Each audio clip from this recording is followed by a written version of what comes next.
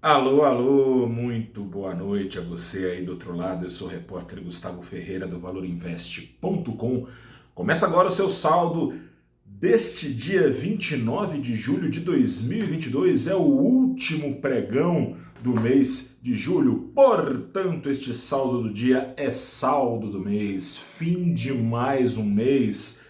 E este mês de julho, do ponto de vista do mercado, pelo menos, pode ser dividido em dois. A primeira metade foi uma extensão de junho, um novo salto da inflação nos Estados Unidos sugeria ainda mais juros chegando por lá. Na cena local, na primeira quinzena do mês, ainda tramitava a PEC kamikaze, ou da bondade, ou da maldade, ou do desespero eleitoral, você escolhe o nome, e até ser batido o martelo no Congresso, os dribles no teto de gastos e na lei eleitoral perigavam entortar ainda mais a espinhela fiscal aqui no Brasil.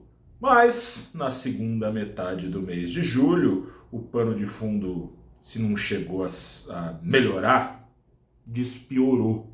Despiorou porque o retrovisor da inflação nos Estados Unidos não foi apagado, né? Continuou gritante que algo precisa ser feito, mas começou a ser relativizado.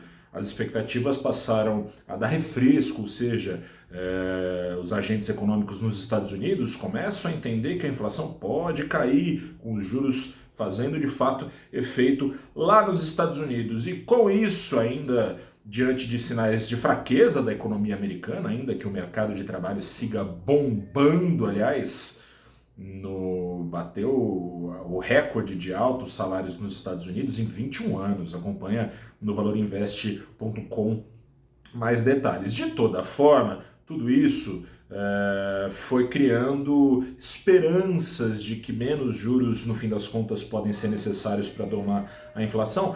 Um sentimento um tanto atrapalhadamente, desastradamente, alimentado pelo Fed, que diz que vai fazer de um tudo subindo juros uma hora e depois diz que calma lá, talvez comece a tirar um pouco o pé do acelerador, enfim, trouxe alguma recomposição do apetite ao risco em escala global na segunda quinzena.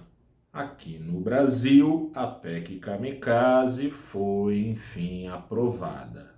E isso foi visto com bons olhos. Não por causa da PEC, né? Uma PEC que traz uma sova de estímulos que jogam contra os esforços do Banco Central do Brasil contra a inflação. Afinal de contas, enquanto o Banco Central sobe juros tentando domar o consumo e, portanto, a inflação, o governo decidiu estimular o consumo e, portanto, estimular que a inflação siga ainda alta. Isso aumentando o risco fiscal, cortando impostos, o que é transferência direta, em especial à renda das famílias mais pobres, e a essas famílias mais pobres também dando auxílios aumentado. Parece que só descobriu que a miséria no Brasil está crescendo há pouco tempo de eleição, né? Curioso, enfim.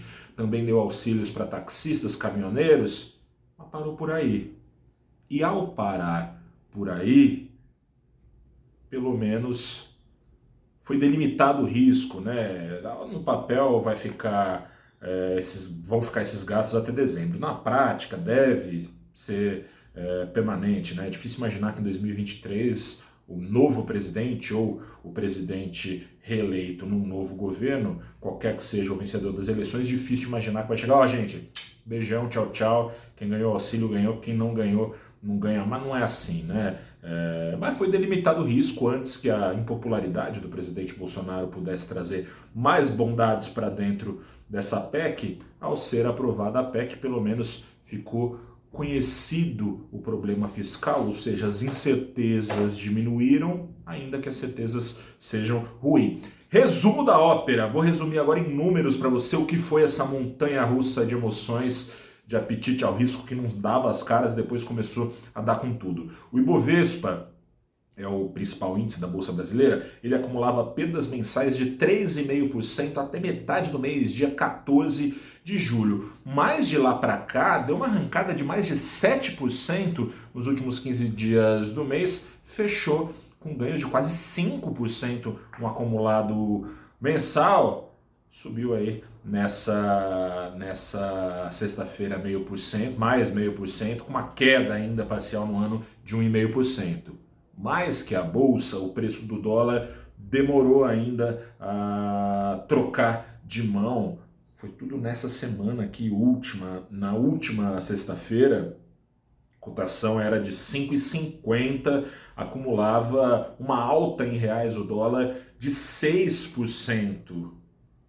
Nessa semana caiu outros 6%, só nessa semana, e aos R$ 5,17 acabou por acumular no mês uma queda de pouco mais de 1%. No ano, depois de uma alta diária, correção nessa sexta-feira de 0,2%, no ano a cotação do dólar em reais tem uma queda agora de 7%. Será que essa bonança continua ou, assim como deu prosseguimento nesse mês o apetite ao risco e trocou de mão, o apetite ao risco, a aversão ao risco e trocou de mão, o apetite ao risco vai continuar ainda no começo de agosto e as coisas vão se inverter ou não? O Valor Invest te dá mais detalhes e eu todo dia vou te contando aqui, claro, o que há de vir. Semana que vem tem decisão de juros aqui no Brasil. Que horas a Selic vai parar de subir? Era para ser em março, não parou. Era para ser em junho, não parou. Era para ser agora em agosto? Bem possivelmente não vai parar, vai ficar aberta aí, ou pelo menos a porta vai ficar aberta para novo ajuste em setembro. E será que para em setembro? Enfim, né? Ia sempre parar, não parou. Sobre isso te convido a conversar nessa segunda-feira comigo, com José Márcio Camargo, que é economista-chefe da Genial, e com a Elisa Machado, que é economista-chefe da Arx Investimentos. Estaremos ao vivo para responder as suas perguntas no canal do Valor Invest, no YouTube, no Facebook, no Instagram, no Twitter e no LinkedIn, às 9 da manhã, pontualmente, nesta segunda-feira. Um grande abraço, até lá, bom fim de semana, até a próxima e tchau.